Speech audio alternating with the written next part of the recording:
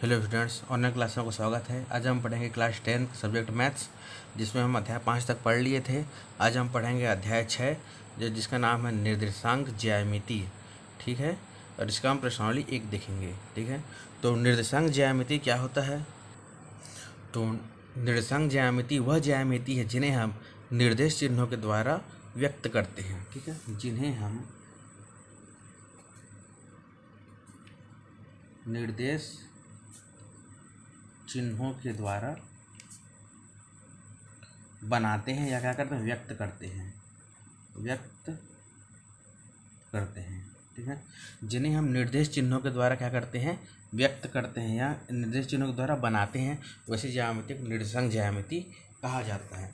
तो निर्देश चिन्ह क्या होते हैं? जैसे कि मैं बात करूँ कि यदि 0 और 3 है तो यहाँ पर x बराबर क्या हो जाएगा 0 और y बराबर क्या हो जाएगा 3 हो जाएगा। ठीक है, निम्न जो है चिन्हों को, ठीक है, निम्न बिंदुओं को, इन्हें चिन्ह बोल सकते हैं या बिंदु भी बोल सकते हैं। ठीक है, तो निम्न बिंदुओं को क्या करना है, निम्न बिंदुओं को निर्देशांक समतल पर क्या करना है, दर्शाना है। ठीक है, यदि ये बिंदु हैं, इन्हें एक ऐसी ज्यामिति में बदलना है जो कि एक निर्देशांक समतल पर रहे। ठीक है, तो आपके लिए एक निर्देशांक ज्यामिति आपको बनानी पड़ेगी। ठीक है, तो निर्देशांक ज्यामिति बनाने के लिए आपको क्या बनाना पड़ेगा, ग्राफ पेपर लेना पड़ेगा। ग्राफ पेपर में आपको बनाना पड़ेगा अक्ष। यहाँ पर ले लेंगे, आपको ग्राफ पेपर में इस पर से अक्ष बनाना पड़ेगा। यहाँ पर लिख देंगे x, यहाँ पर x डैश y और y डैश। इतना चीज़ आपको ग्राफ पेपर क्या करना पड़ेगा, आपको बनाना पड़ेगा। ठीक है, यहाँ पर ये मूल बिंदु है, इसको बोल देंगे 0 रखेंगे। यहाँ से तक एक कोष्टक रहेगा, उसको लिखेंगे 1। यहाँ दूसरा कोष्टक, उसको लिखेंगे 2, 3। इसी प्रकार से आगे तक बढ़ते जाएगा। ये 0 है तो ये रहेगा आपका ऋण 1, ये रहेगा आपका ऋण 2, ये आपका होगा ऋण 3। उसी प्रकार से आगे तक बढ़ते जाएगा। ठीक है, ये 0 के ऊपर जाएगा, ये भी जाएगा आपका 1, ये आपका 2, ये आपका 3। उसी प्रकार से इसके नीचे जाएगा, यहाँ पर ऋण 1, ये ऋण 2 और ऋण के क्या हो जाएगा 3। ठीक है, इस प्रकार से ये जो हम लोग ड्रॉ जो किए हैं उसे कहते हैं हम ज्यामितीय रचना। क्या बोलते हैं, हमको ज्यामितीय रचना बोलते हैं। और हम जो निर्देशांक जो डालेंगे, ये निर्देशांक है, ये निर्देश दे रहे हैं, तो निर्देशांक बिंदु हैं, तो निर्देशांक बिंदु को डाल करके हम जो रचना बनाएंगे उसे बोलेंगे निर्देशांक ज्यामिति। ठीक है, यहाँ पर x बराबर 0 है, y बराबर 3 है। तो आप देख सकते हैं कि यहाँ पर x बराबर 0 है, y बराबर 3 है। यहाँ से एक लाइन खींच देंगे, ये जो हमारा बन जाएगा, ये निर्देशांक ज्यामिति रचना बन जाएगा। ये मैं आपको उदाहरण के लिए बताया हूँ। चलिए हम इसको फिर से बना करके देखते हैं। ठीक है, तो यहाँ पर जो है निर्देशांक ज्यामिति के सवालों को बनाने के लिए आपको ग्राफ की जरूरत पड़ेगा। और ग्राफ में आपको 2 एक्सिस बनाना पड़ेगा। एक तो इस प्रकार की लाइन खींचिएगा बीचों बीच, और इस प्रकार से लाइन खींचिएगा बीचों बीच। ठीक है, ये जो लाइन है इसको बोलते हैं हम x बोलते हैं। क्या बोलते हैं, x बोलते हैं। और इसको हम बोलते हैं x डैश। ये होता है y और जो होता है y डैश। ठीक है, ये इसको बोलते हैं अक्ष बोलते हैं। क्या बोलते हैं इसको, अक्ष। और चूंकि x में है इसे इसको बोलेंगे x अक्ष। ठीक है, उसी प्रकार से ये होता है, इसको बोलते हैं y बोलते हैं।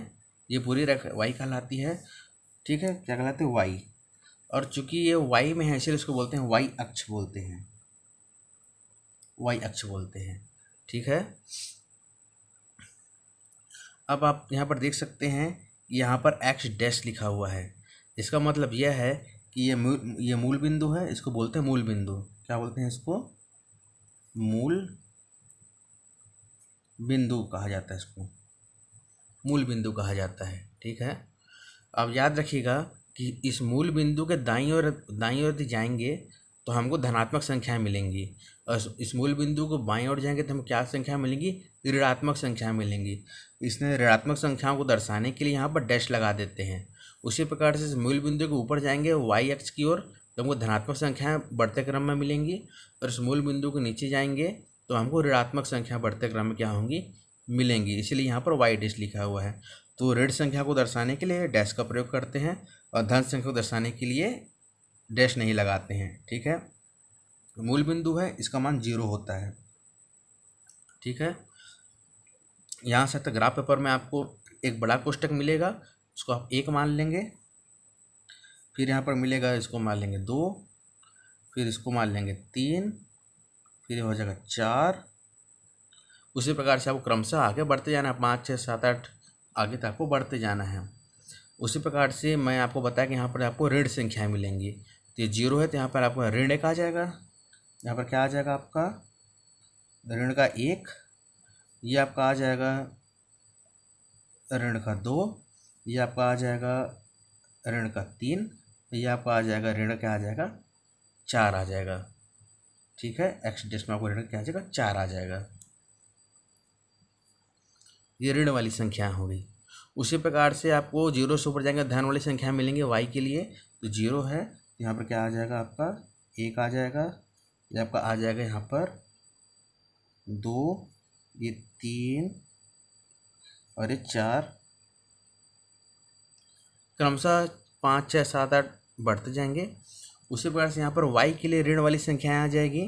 तो 0 है तो इसको बोलेंगे ऋण का 1, यह आ जाएगा आपका ऋण का 2, यह आ जाएगा आपका ऋण का 3, यह आ जाएगा आपका ऋण का क्या आ जाएगा 4।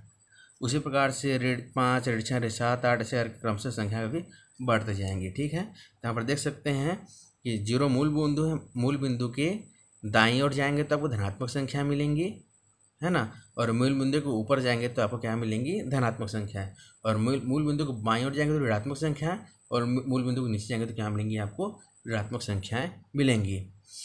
ये जो एक्सिस है वो धनात्मक एक्स के लिए है। ठीक है, ये जो एक्सिस है वो अब क्या है ऋणात्मक एक्स के लिए। ये पूरा एक्सिस जो है वो पूरा एक्स एक्सिस कहलाता है। ठीक है, लेकिन यहाँ पर जो है ये ऋण एक्स के लिए है, ये धन एक्स के लिए है।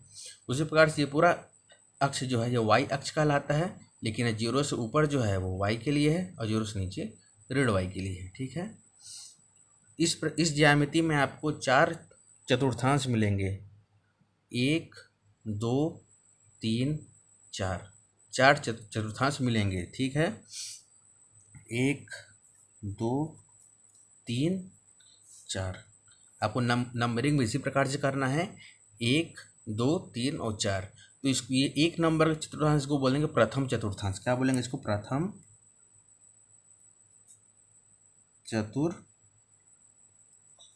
चतुर्थांश। ठीक है, इस प्रथम चतुर्थांश में आप देखिएगा कि x भी धनात्मक है और y भी क्या है धनात्मक है। x बराबर धनात्मक, y बराबर क्या है धनात्मक, तो हम इसको बोलते हैं x और y। ठीक है, x भी धनात्मक और y भी धनात्मक, तो हमको एक्स वाई बोलते हैं। चूंकि दूसरे नंबर का चतुर्थांश है इसलिए हम इसको बोलेंगे द्वितीय चतुर्थांश। क्या बोलेंगे द्वितीय चतुर्थांश बोलेंगे। इस प्रकार के चतुर्थांश में x ऋणात्मक होगा और y क्या है धनात्मक रहेगा। ठीक है, x ऋणात्मक और y क्या है धनात्मक रहेगा। तो x बराबर होता है ऋणात्मक और y क्या होता है धनात्मक। इसको कैसे दर्शाएंगे हम लोग, ऋण x y, x ऋणात्मक और y धनात्मक तो ऋण x और y कहलाएगा। उसी प्रकार से तृतीय चतुर्थांश, इसको बोलते हैं हम तृतीय चतुर्थांश। ठीक है, इस तृतीय चतुर्थांश में क्या रहेगा x और y दोनों क्या है ऋणात्मक रहेंगे। तो x क्या है, x बराबर होता है ऋणात्मक और y भी क्या होता है ऋणात्मक। ठीक है, इसको हम बोलते हैं ऋण x और ऋण y। ठीक है, उसी प्रकार से 4 नंबर का इसको बोलते हैं चतुर्थ चतुर्थांश।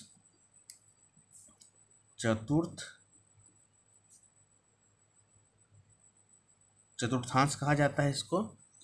4 नंबर चतुर्थांश है, इसमें क्या है x धनात्मक और y क्या है ऋणात्मक रहेगा। तो x बराबर क्या हो जाएगा धनात्मक, y क्या हो जाएगा ऋणात्मक।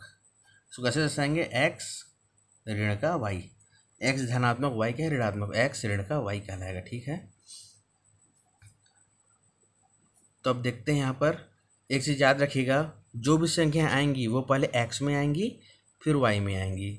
इसी प्रकार से यदि यहाँ पर मान लीजिए कि मैं कहूँ कि यहाँ पर 3 और 4, ठीक है, 3 और 4 को निम्न चतुर्थांश में आपको क्या करना है, दर्शाना है। तो यहाँ पर आ जाएगा आपका 3 मतलब एक्स और वाई है, तो x बराबर 3 हो जाएगा, y बराबर क्या है 4 हो जाएगा। तो यहाँ पर x का मान को देख लेना है, चूँकि x वाला एक्सिस है तो 1 0 है, 0 के बाद 1 2 3, यह आपका आ जाएगा 3 वाला मान आ जाएगा। और y बराबर 4 है तो y के लिए 0 1 2 3 4, 4 वाला मान, तो ये ऐसे करके जाएगा और यहाँ पर आ जाएगा। ठीक है, ये आपका पूरा मान क्या कहलाएगा, ये ऐसे करके आपका क्या कहलाएगा, ये आपका कहलाएगा एक 3 और 4 का वैल्यू। यहाँ पर आप लिख देंगे 3 और 4। ठीक है, तो इस प्रकार के जो सवाल आता है उसको बोलते हैं कि दिए गए बिंदुओं को निर्देशांक ज्यामिति पर क्या करना, समतल पर क्या करना है, प्रदर्शित करना है। ठीक है, इस सवाल को हम आगे बनाएंगे। ठीक है, उसी प्रकार से यदि यहाँ पर कोई सवाल आता है तो यहाँ पर मान लीजिए कि ये 3 और 4 है, तो यहाँ पर आ जाएगा ऋण 3 और क्या 4। तो आपको मान लेना है कि यहाँ पर जो x बराबर ऋण 3 है, y बराबर क्या है 4 है। ठीक है, तो x बराबर आपको ऋण 3 यहाँ पर दिख रहा है और ठीक है, तो यहाँ पर एक तो क्या करेंगे, यहाँ पर निशान लगा देंगे और y बराबर क्या है, y बराबर 4 है, तो 4 ये यहाँ पर है, तो y 4 यहाँ पे आ जाएगा। ठीक है, ऐसे निशान लगा देंगे। ठीक है, इन सवालों को आगे हम बनाएंगे। उसी प्रकार से यदि ये ऋण x ऋण y, तो यहाँ पर है ऋण 3 और यदि ऋण 4 यदि आ गया तो आपको पता है कि ऋण 3 यहाँ पर है, x बराबर ऋण 3, y बराबर ऋण 4, ऋण 3 यहाँ पे है, तो उसी प्रकार से ऋण 4 कहाँ यहाँ पे हो जाएगा। ठीक है, ये दोनों जो आएंगे वो यहाँ पर आएंगे।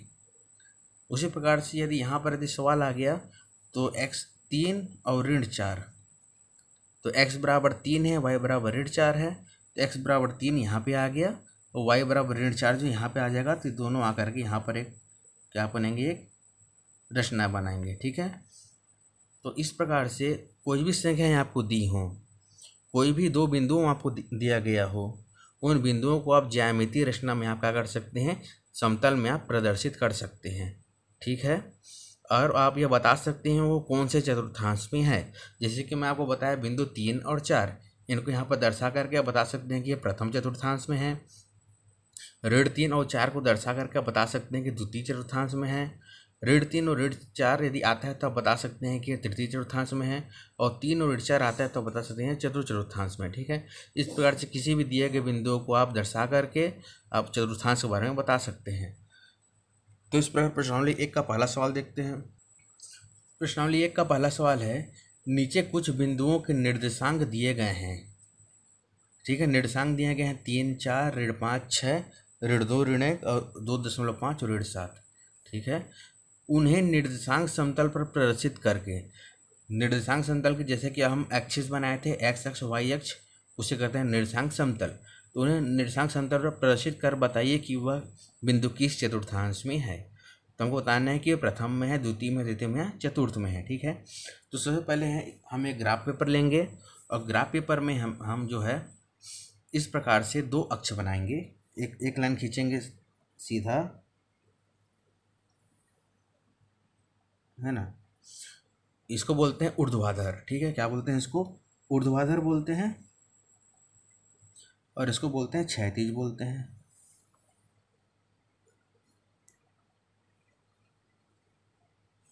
ठीक है,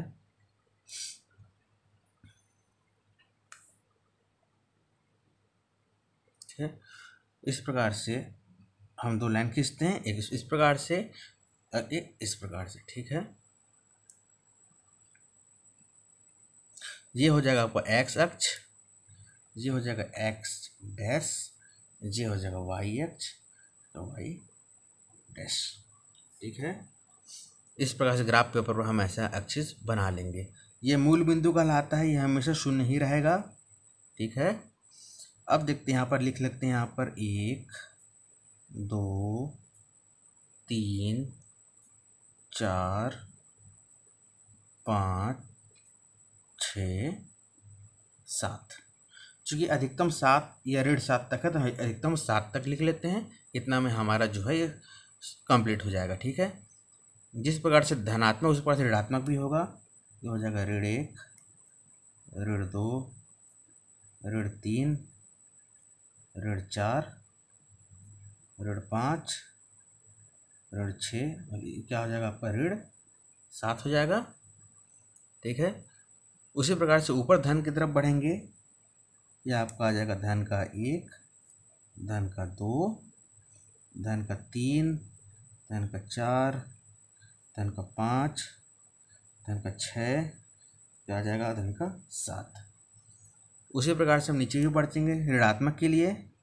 तो ऋण का 1, ऋण का 2, ऋण का 3, ऋण का 4, ऋण का 5, ऋण का 6, क्या आ जाएगा ऋण का आ जाएगा 7 आ जाएगा।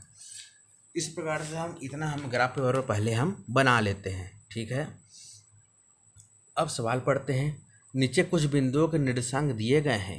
ये निर्देशांक है, उन्हें निर्देशांक समतल, मतलब कि ये निर्देशांक समतल है, प्रदर्शित कर बताएगा किस चतुर्थांश में है। तो पहले 3 और 4 देखते हैं। 3 और 4 तो मतलब कि x बराबर 3 है, y बराबर 4 है। पहले x का मान आता है, फिर y का मान आता है। तो x बराबर 3, y बराबर 4। तो यहाँ पर लिख देंगे ये x बराबर कितना है 3 है, y बराबर कितना है 4 है। ठीक है, तो ये भी धनात्मक है, ये भी धनात्मक है, हम धनात्मक में लेंगे। तो x बराबर 3, तो ये x अक्ष है। 3 कहाँ नज़र आ रहा है 0 1 2 3 यहाँ पे है। ठीक है, तो x बराबर क्या हो गया 3 यहाँ पर हो गया। फिर अगला क्या y बराबर 4 है। तो y बराबर 4 कहाँ नज़र आ रहा है, ये वाला y अक्ष है। तो आपको ऊपर बढ़ेंगे 0 1 2 3 4। ठीक है, तो x बराबर 3 यहाँ आ गया और y बराबर 4। तो इस प्रकार से हम कर लेंगे और ये 3 यहाँ पे आ जाएगा। स्केल से इसको हम क्या करेंगे खींच लेंगे। ये आ गया आपका। ठीक है, 3 और क्या हो गया 4। x बराबर 3 और y बराबर 4, 3 और 4।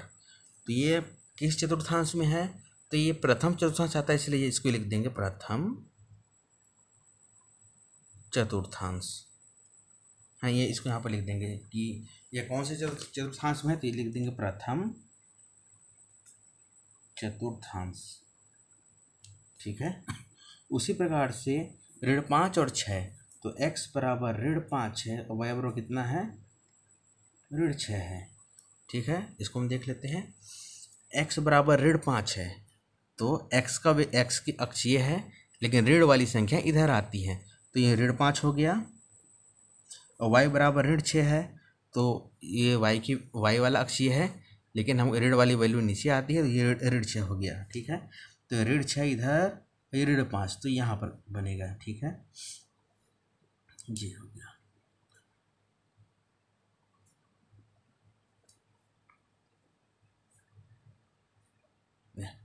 तो x बराबर ऋण 5, y बराबर ऋण का 6। तो कौन से अक्ष में है तृतीय चतुर्थांश। ठीक है, इसमें है तृतीय चतुर्थांश।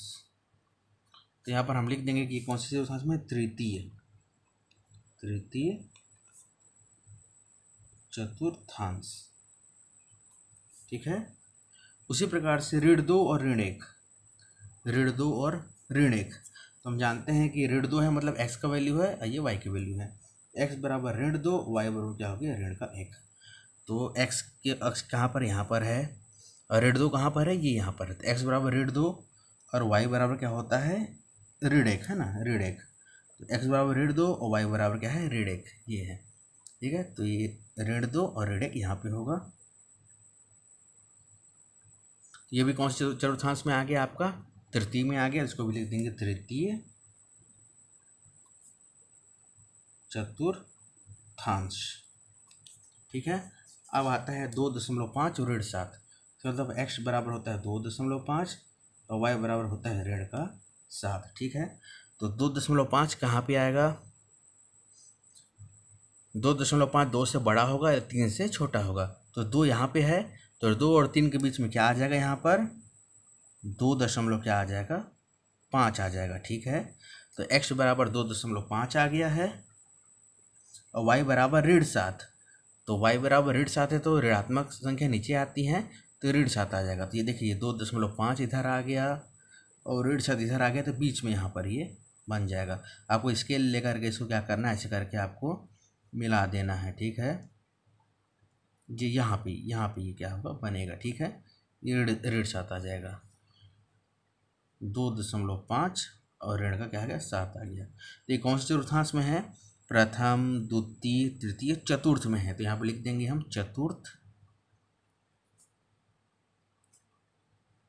चतुर्थांश। ठीक है, ये भी क्या आ जाएगा,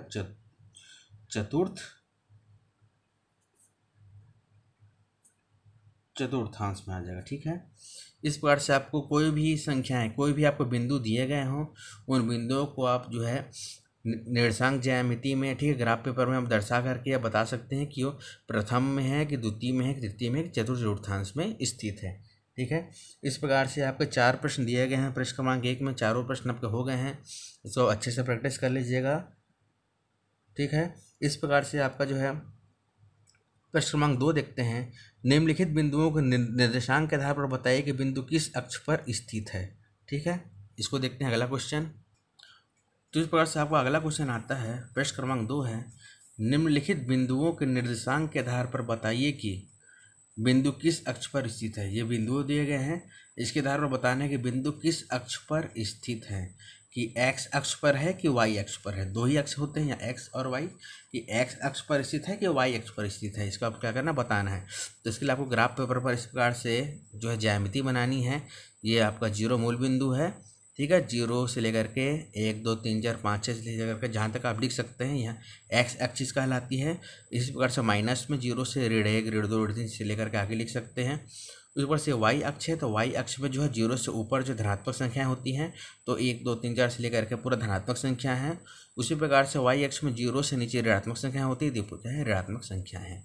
अब प्रश्न देखते हैं, दिए गए बिंदु 0 और 5, तो इसका मतलब होता है कि x बराबर 0 और y बराबर क्या हो गया, 5। इस कौन से अक्ष में है, तो आपको इसमें क्या करना है, उसको डिनोट करना है। तो x बराबर 0 ये हो गया, ठीक है, और y बराबर 5, तो y बराबर क्या है, 5। इस प्रकार से y बराबर क्या हो गया, 5 हो गए हैं। तो ये आपका हो गया। तो ये कौन से अक्ष पर स्थित है, ये आपका है y अक्ष पे है। कौन से अक्ष पे स्थित है, y अक्ष पे है। तो इसको लिख देंगे y अक्ष। ठीक है, ये आपका y अक्ष पे है, तो y अक्ष हो गया। उस प्रकार से अगला है ऋण 6 और 0। तो x बराबर हो गया ऋण 6, y बराबर क्या हो गया, 0। तो x बराबर ऋण 6, ये तो धनात्मक है, तो ऋणात्मक किधर आएगा, इधर आएगा। तो आपका ऋण 6 हो गया, तो ये आपका ऋण 6 और y बराबर क्या हो गया, 0। y बराबर 0 हो गया। मूल बिंदु x के लिए भी 0 यही होगा, y के लिए भी 0 यही होता है। तो x बराबर ऋण 6, y बराबर 0 कौन से अक्ष पे स्थित है, x अक्ष पे। ठीक है, ये पूरा x अक्ष कहलाता है, तो x अक्ष पे स्थित है। तो इसको भी लिख देंगे x अक्ष। ठीक है, अब अगला देखते हैं, ऋण 3 और 0, मतलब x बराबर होता है ऋण 3 और y बराबर क्या होता है, 0। तो x बराबर ऋण 3 है, तो ये हो जाएगा x वाला ऋण 3 इधर आ जाएगा, तो यहाँ ऋण 3 हो गया। और y बराबर 0, तो ये भी क्या हो गया, x अक्ष। तो इसको क्या लिखेंगे, x अक्ष पर स्थित है। ठीक है, अब अगला आता है 0 ऋण 3/5, मतलब x बराबर होता है 0 और y बराबर होता है ऋण का 3 बटे क्या हो गया, 5 हो गया। तो x 0 है, मतलब x बराबर 0 तो यहीं पर आ जाएगा, और y बराबर ऋण 3/5। तो ये ऊपर धनात्मक संख्या है, नीचे ऋणात्मक संख्या होती है। 0 फिर 1 2 3 और ऋण का 3/5, तो यहाँ पर 3 और 4 के बीच में आएगा, यहाँ पर आएगा। ठीक है, इसको बोल देंगे ऋण का 3.5। ठीक है, 3.5 है, तो ऋण का 3.5 हो जाएगा। तो ये कौन सी अक्ष है, ये भी क्या है, y अक्ष है। ठीक है, क्या है, y अक्ष है, तो यहाँ पर लिख देंगे y अक्ष। तो इसी प्रकार से आपके जितने भी जो भी बिंदु आपके दिए गए होंगे, उन्हें आप जो है निर्देशांक ज्यामिति में ग्राफ पेपर में दर्शा करके आप बता सकते हैं कि वह x में स्थित है कि y में स्थित है। ठीक है, इस प्रकार से आपका प्रश्न क्रमांक 2 पूरा होता है। इसके जितने भी सवाल हैं आप उसको बना करके देखिएगा। अब प्रश्न क्रमांक 3 देखते हैं। इस प्रकार प्रश्न क्रमांक 3 देखिएगा, रिक्त स्थानों की पूर्ति कीजिए। बिंदु P ऋण 4 और ऋण 7 खाली स्थान चतुर्थांश में स्थित हैं। तो आप देख सकते हैं कि P मतलब x बराबर -4 और y बराबर -7 है। तो x बराबर -4 आपको कहाँ मिलेगा, यहाँ पर मिलेगा, और y बराबर क्या है, -7 कहाँ पर है, यहाँ पे मिलेगा। -6 के बाद क्या आता है, -7 आता है। तो कौन से चौथांश में है यह, प्रथम, द्वितीय, तृतीय। तो इस क्या लिख देंगे यहाँ पर, तृतीय चतुर्थांश। ठीक है, तो यहाँ पर लिख देंगे बिंदु P -4 है तृतीय चतुर्थांश में स्थित है। ठीक है, अगला आता है x अक्ष पर स्थित किसी बिंदु y निर्देशांक खालिस्तान होगा। x अक्ष पर स्थित किसी बिंदु का y निर्देशांक, x अक्ष पर स्थिति, x अक्ष है, x अक्ष पर स्थित किसी बिंदु का y निर्देशांक क्या हो जाएगा, 0 होगा। क्या हो जाएगा, 0 होगा। ठीक है, तो यदि कोई भी बिंदु यदि x अक्ष पर है, कोई बिंदु x अक्ष पे है, तो x अक्ष पे है तो y से उसकी दूरी 0 ही रहेगी। ठीक है, तो क्या होगा, 0 हो जाएगा। ठीक है, निर्देशांक समतल दोनों अक्ष परस्पर क्या होते हैं, लंब होते हैं। दोनों अक्ष मतलब x और y क्या होते हैं, दोनों अक्ष क्या होते हैं, लंब होते हैं। तो निर्देशांक समतल पर दोनों अक्ष परस्पर क्या होते हैं, लंब होते हैं। ठीक है, अगला है y अक्ष पर स्थित किसी बिंदु को x निर्देशांक खालिस्तान होता है। y अक्ष पर स्थित, y अक्ष पर स्थित किसी भी बिंदु को x निर्देशांक, तो जो बिंदु y अक्ष पर स्थित है तो x के लिए उसकी दूरी 0 होगी, तो x के लिए निर्देशांक क्या होगी, 0 हो जाएगी। तो y अक्ष पर स्थित किसी बिंदु को x निर्देशांक क्या हो जाएगी, 0 हो जाती है। तो यहाँ पर क्या आएगा, 0 होगा। ठीक है, मूल बिंदु के निर्देशांक क्या होते हैं, मूल बिंदु, तो मूल बिंदु बीच में होता है, तो मूल बिंदु के निर्देशांक क्या होते हैं, 0 और 0 होते हैं। ठीक है, तो मूल बिंदु निर्देशांक हमसे क्या होते हैं, 0 और 0 होते हैं। ठीक है, इस प्रकार से प्रश्न क्रमांक 3 पूरा हुआ। प्रश्न क्रमांक 4 देखते हैं।